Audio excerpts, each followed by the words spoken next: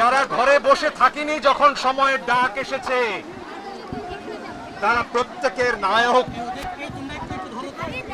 আমরা পারিনি রে ভাই, এত বছর ধরে অন্যায় হয়েছে, আমরা চুপ করে দেখেছি, তোমরা পেরেছো।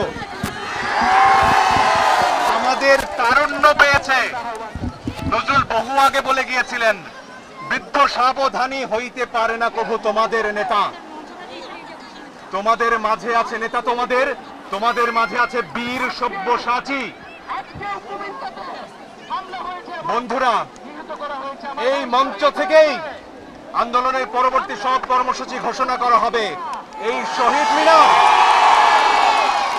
শহীদ মিনার এখন বাংলার প্রাণের কেন্দ্র। আমাদের নেতারা আলোচনা করছেন, আমাদের সমন্বয়করা আলোচনা করছেন, তারাই আমাদের নেতা, তারা সিদ্ধান্ত নেবেন। তারুণ্য সিদ্ধান্ত নেবে কেমন হবে আমাদের পরের বাংলাদেশ।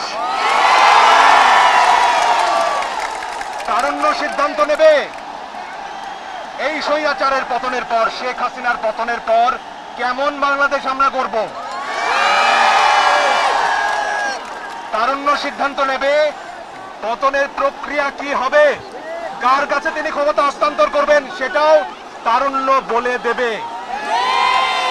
আমার ভাইয়ের, আমার বোনের, আমার সন্তানের লাশের ওপর দিয়ে আলোচনা হয় না। সবাই একটু বসি, আমরা সবাই বসি। ইতিহাসের এক একটা মোড় থাকে, দেয়ালের লিখন থাকে। আপনাদের বলতে চাই, যারা এখনো ক্ষমতা আঁকড়ে আছেন, দেয়ালের লিখন পড়ুন, সেখানে আপনার পতন লেখা আছে। আজ সারা দেশে মানুষ পথে নেমেছে। গুলি চালিয়েছেন, আরো চালাবেন, চালান। লাখো আবু সাইদ বুক পেতে দাঁড়াবে, লাখো মুগ্ধ বুক পেতে দাঁড়াবে, লাখো ফারহান ফায়াজ বুক পেতে দাঁড়াবে।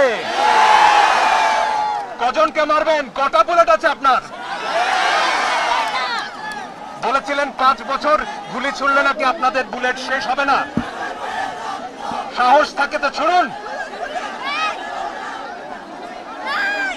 আমার দেশের যারা নিরাপত্তা রক্ষীরা রয়েছেন, পুলিশ ভাইরা, বিজিবির ভাইরা, সেনাবাহিনীর ভাইরা, আপনাদের সন্তানও এই গুলির মুখে পড়েছে। আপনাদের বেতন আমাদের টাকায় হয়, ভুলে যাবেন না। 52-তে জেগেছি, 69-এ জেগেছি, 71-এ জেগেছি, 90-এ জেগেছি। 2024-এ নতুন বাংলাদেশ গড়ব আমরা। যে বাংলাদেশে বৈষম্য থাকবে না, যে বাংলাদেশে ন্যায় বিচার থাকবে, অবিচার থাকবে না, যে বাংলাদেশে অকারণে শিশুর বুকে গুলি চলবে না। আমরা সবাই শৃঙ্খলাবদ্ধভাবে থাকবো, সবাই ধৈর্য ধরে থাকবো। আমাদের নেতারা কি সিদ্ধান্ত নেয় সেই অপেক্ষা থাকবো। তরুণরাই আমাদের নেতা, তোমরাই বাংলাদেশ। অনেক ধন্যবাদ।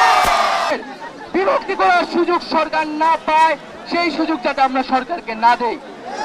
বন্ধুগণ,